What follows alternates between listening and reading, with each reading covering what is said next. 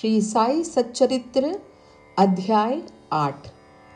मानव जन्म का महत्व, श्री साई बाबा की भिक्षावृत्ति, बाईजा बाई की सेवा शुश्रूषा, श्री साई बाबा का शयन कक्ष, कुशाल चंद पर प्रेम। जैसा कि गत अध्याय में कहा गया है, अब श्री हेमाड पंत मानव जन्म की महत्ता को विस्तृत रूप में समझाते हैं। श्री साई बाबा किस प्रकार भिक्षा उपार्जन करते थे, बाईजाबाई उनकी किस प्रकार सेवा शुश्रूषा करती थीं, वे मस्जिद में तात्या कोते और म्हालसापति के साथ किस प्रकार शयन करते तथा कुशाल चंद पर उनका कैसा स्नेह था, इसका आगे वर्णन किया जाएगा। मानव जन्म का महत्व। इस विचित्र संसार में ईश्वर ने लाखों प्राणियों को उत्पन्न किया, जिसमें देव, दानव, गंधर्व, जीव जंतु और मनुष्य सम्मिलित हैं। स्वर्ग, नरक, पृथ्वी, समुद्र तथा आकाश में निवास करते और भिन्न भिन्न धर्मों का पालन करते हैं। इन प्राणियों में जिनका पुण्य प्रबल है, वे स्वर्ग में निवास करते हैं और अपने सत्कृत्यों का फल भोगते हैं। पुण्य के क्षीण होते ही वे फिर निम्न स्तर में आ जाते हैं, और वे प्राणी जिन्होंने पाप या दुष्कर्म किए हैं, नरक को जाते हैं और अपने कुकर्मों का फल भोगते हैं। जब उनके पाप और पुण्यों का समन्वय हो जाता है, तब उन्हें मानव जन्म और मोक्ष प्राप्त करने का अवसर प्राप्त होता है। जब पाप और पुण्य दोनों नष्ट हो जाते हैं, तब वे मुक्त हो जाते हैं। अपने कर्म तथा प्रारब्ध के अनुसार ही आत्माएं जन्म लेती हैं या काया प्रवेश करती हैं। मनुष्य शरीर अनमोल। यह सत्य है कि समस्त प्राणियों में 4 बातें एक समान हैं: आहार, निद्रा, भय और मैथुन। मानव प्राणी को ज्ञान एक विशेष देन है, जिसकी सहायता से ही वह ईश्वर दर्शन कर सकता है, जो अन्य किसी योनि में संभव नहीं। यही कारण है कि देवता भी मानव योनि से ईर्ष्या करते हैं तथा पृथ्वी पर मानव जन्म धारण करने हेतु सदैव लालायित रहते हैं, जिससे उन्हें अंत में मुक्ति प्राप्त हो। किसी किसी का ऐसा भी मत है कि मानव शरीर अति दोष युक्त है। यह कृमि, मज्जा और कफ से परिपूर्ण, क्षणभंगुर, रोगग्रस्त तथा नश्वर है। इसमें कोई संदेह नहीं कि यह कथन अंशतः सत्य है, परंतु इतना दोषपूर्ण होते हुए भी मानव शरीर का मूल्य अधिक है, क्योंकि ज्ञान की प्राप्ति केवल इसी योनि में संभव है। मानव शरीर प्राप्त होने पर ही तो ज्ञात होता है कि यह शरीर नश्वर और विश्व परिवर्तनशील है, और इस प्रकार धारणा कर इंद्रिय जन्य विषयों को तिलांजलि देकर तथा सत असत का विवेक कर ईश्वर साक्षात्कार किया जा सकता है। इसलिए यदि हम शरीर को तुच्छ और अपवित्र समझकर उसकी उपेक्षा करें, तो हम ईश्वर दर्शन के अवसर से वंचित रह जाएंगे। यदि हम उसे मूल्यवान समझकर उसका मोह करेंगे, तो हम इंद्रिय सुखों की ओर प्रवृत्त हो जाएंगे, और तब हमारा पतन भी सुनिश्चित ही है। इसलिए उचित मार्ग जिसका अवलंबन करना चाहिए, यह है कि ना तो देह की उपेक्षा करो और ना ही उसमें आसक्ति रखो।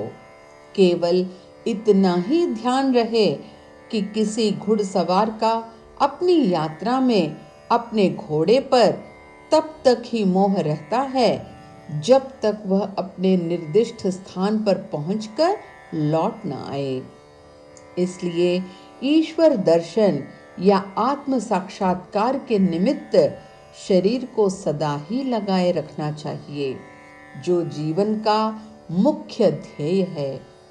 ऐसा कहा जाता है कि अनेक प्राणियों की उत्पत्ति करने के पश्चात भी ईश्वर को संतोष नहीं हुआ। कारण यह है कि कोई भी प्राणी उसकी अलौकिक रचना और सृष्टि को समझने में समर्थ न हो सका, और इसी कारण उसने एक विशेष प्राणी अर्थात मानव जाति की उत्पत्ति की और उसे ज्ञान की विशेष सुविधा प्रदान की।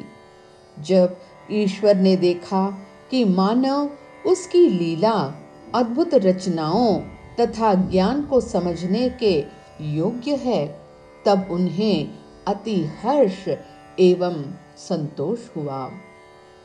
इसलिए मानव जन्म प्राप्त होना बड़े सौभाग्य का सूचक है।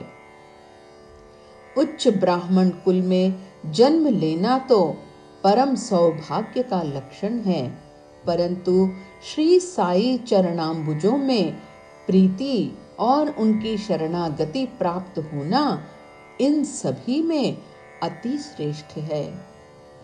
मानव का प्रयत्न।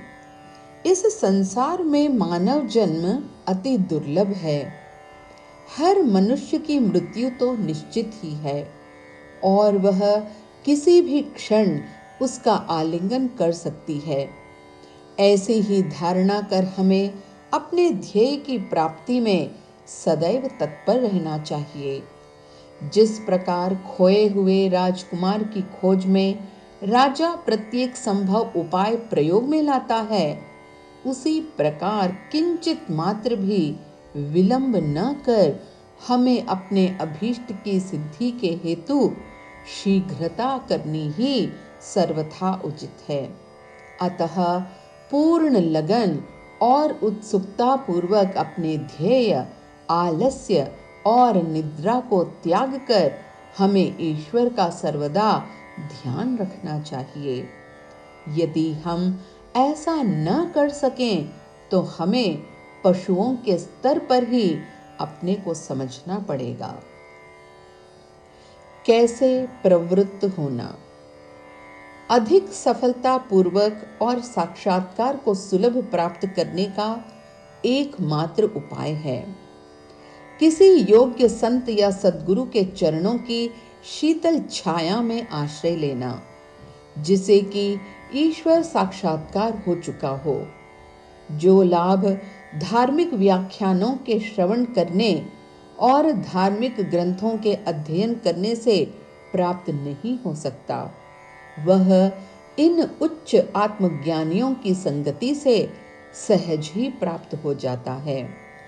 जो प्रकाश हमें सूर्य से प्राप्त होता है, वैसा विश्व के समस्त तारे भी मिल जाएं तो भी नहीं दे सकते। इसी प्रकार जिस आध्यात्मिक ज्ञान की उपलब्धि हमें सद्गुरु की कृपा से हो सकती है, वह ग्रंथों और उपदेशों से किसी प्रकार संभव नहीं है। उनकी प्रत्येक गतिविधि, मृदु भाषण, गुह्य उपदेश, क्षमाशीलता, स्थिरता, वैराग्य, दान और परोपकारिता, मानव शरीर का नियंत्रण, अहंकार शून्यता आदि गुण जिस प्रकार भी वे इस पवित्र मंगल विभूति द्वारा व्यवहार में आते हैं, सत्संग द्वारा भक्त लोगों को उसके प्रत्यक्ष दर्शन होते हैं। इससे मस्तिष्क की जागृति तथा उत्तरोत्तर आध्यात्मिक उन्नति होती है। श्री साईं बाबा इसी प्रकार के एक संत या सद्गुरु थे। यद्यपि वे बाह्य रूप से एक फकीर का अभिनय करते थे, परंतु वे सदैव आत्मलीन रहते थे। वे समस्त प्राणियों से प्रेम करते और उनमें भगवत दर्शन का अनुभव करते थे। सुखों का उनको कोई आकर्षण न था और न वे आपत्तियों से विचलित होते थे। उनके लिए अमीर और फकीर दोनों ही एक समान थे। जिनकी केवल कृपा से भिखारी भी राजा बन सकता है, वे शिरडी में द्वार द्वार घूमकर भिक्षा उपार्जन किया करते थे। यह कार्य वे इस प्रकार करते थे। बाबा की भिक्षा वृत्ति। शिरडी वासियों के भाग्य की कौन कल्पना कर सकता है कि जिनके द्वार पर परब्रह्म भिक्षुक के रूप में खड़े रहकर पुकार करते थे, ओ माई, एक रोटी का टुकड़ा मिले, और उसे प्राप्त करने के लिए अपना हाथ फैलाते थे। एक हाथ में वे सदा टमरेल लिए रहते थे और दूसरे में एक झोली। कुछ घरों में तो वे प्रतिदिन ही जाया करते थे और किसी किसी के द्वार पर केवल फेरे ही लगाते थे। वे साग, दूध या छाछ आदि पदार्थ तो टीन पॉट में लेते तथा भात व रोटी आदि अन्य सूखी वस्तुएं झोली में डाल लेते थे। बाबा की जिह्वा को कोई स्वाद रुचि न थी, क्योंकि उन्होंने उसे अपने वश में कर लिया था। इसलिए वे भिन्न भिन्न वस्तुओं के स्वाद की चिंता क्यों करते। जो कुछ भी भिक्षा में उन्हें मिल जाता, उसे ही वे मिश्रित कर संतोषपूर्वक ग्रहण करते थे।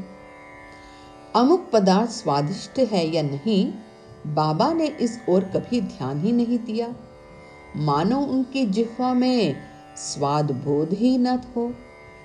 वे केवल मध्याह्न तक ही भिक्षा उपार्जन करते थे। यह कार्य बहुत अनियमित था। किसी दिन तो वे छोटी सी फेरी ही लगाते तथा किसी दिन 12 बजे तक। वे एकत्रित भोजन एक कुंडी में डाल देते, जहां कुत्ते, बिल्लियां, कौवे आदि स्वतंत्रता पूर्वक भोजन करते थे। बाबा ने उन्हें कभी नहीं भगाया।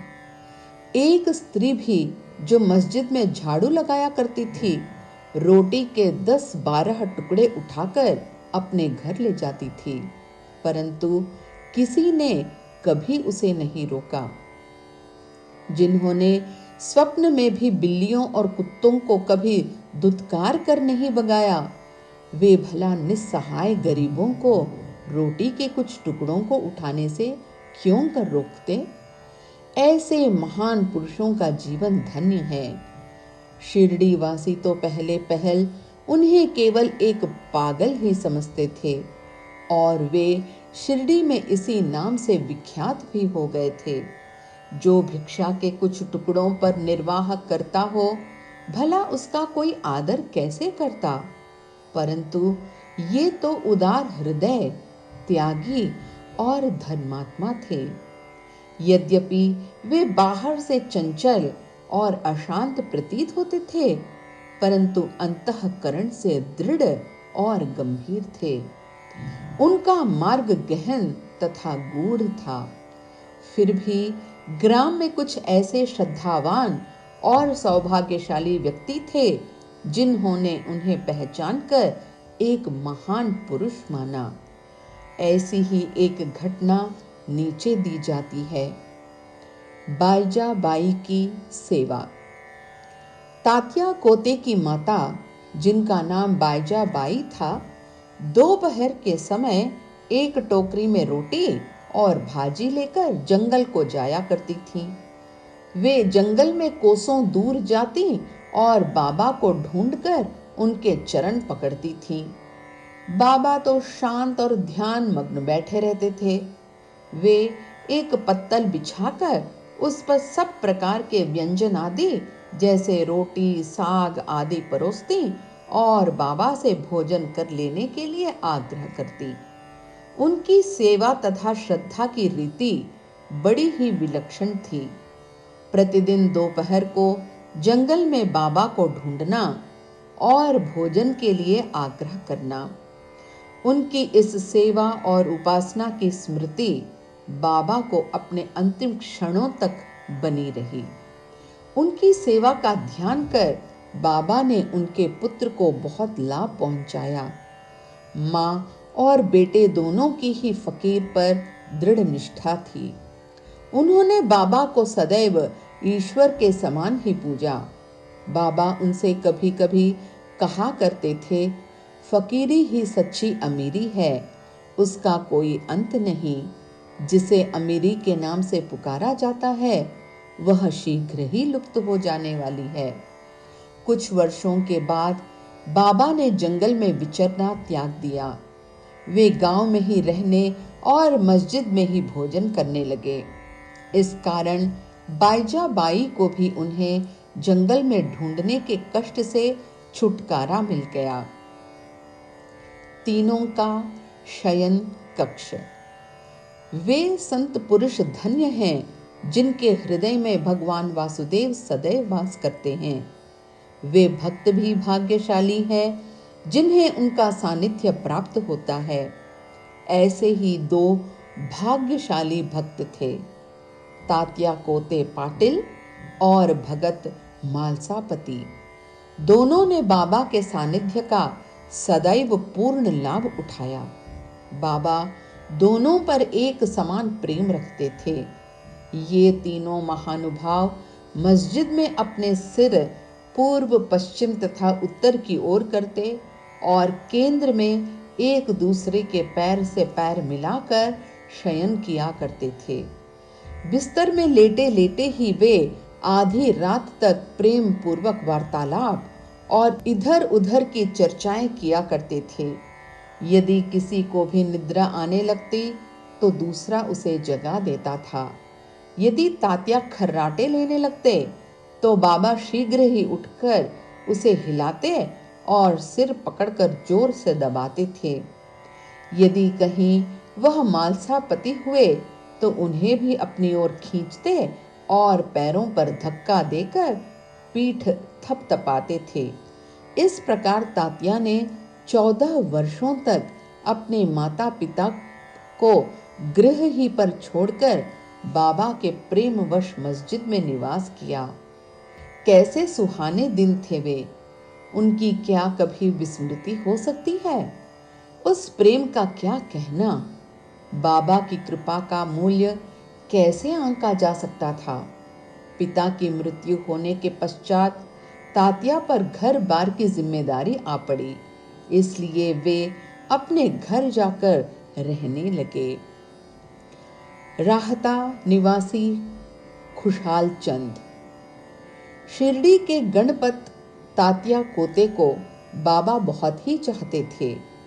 वे राहता के मारवाड़ी सेठ श्री चंद्रभान को भी बहुत प्यार करते थे।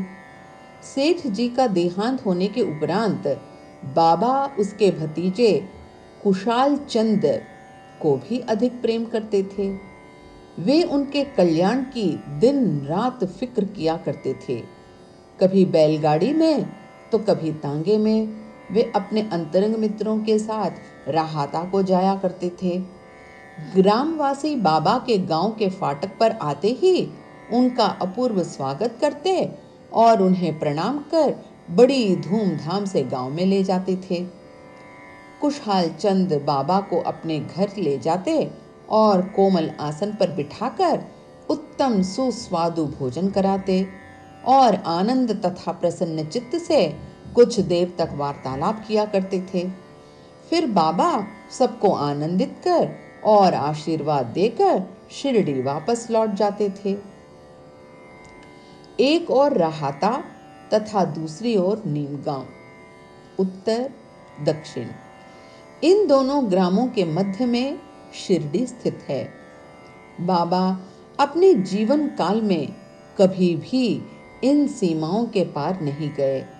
उन्होंने कभी रेलगाड़ी नहीं देखी और न कभी उसमें प्रवास ही किया, परंतु फिर भी उन्हें सब गाड़ियों के आवागमन का समय ठीक ठीक ज्ञात रहता था। जो भक्तगण बाबा से लौटने की अनुमति मांगते और आदेश अनुकूल चलते, वे कुशल पूर्वक घर पहुंच जाते थे, परंतु इसके विपरीत जो अवज्ञा करते उन्हें दुर्भाग्य व दुर्घटनाओं का सामना करना पड़ता था। इस विषय से संबंधित घटनाओं और अन्य विषयों का अगले अध्याय में विस्तार पूर्वक वर्णन किया जाएगा। विशेष इस अध्याय के नीचे दी हुई टिप्पणी बाबा के कुशाल चंद पर प्रेम के संबंध में है। किस प्रकार उन्होंने काका साहेब दीक्षित को राहता जाकर कुशाल चंद को लिवा लाने को कहा और उसी दोपहर को कुशाल चंद से स्वप्न में शिरडी आने को कहा, इसका उल्लेख यहाँ नहीं किया गया है, क्योंकि इसका वर्णन इस सच्चरित्र में 30वें अध्याय में किया जाएगा। श्री सद्गुरु साईनाथ अर्पणमस्तु। शुभम भवतु।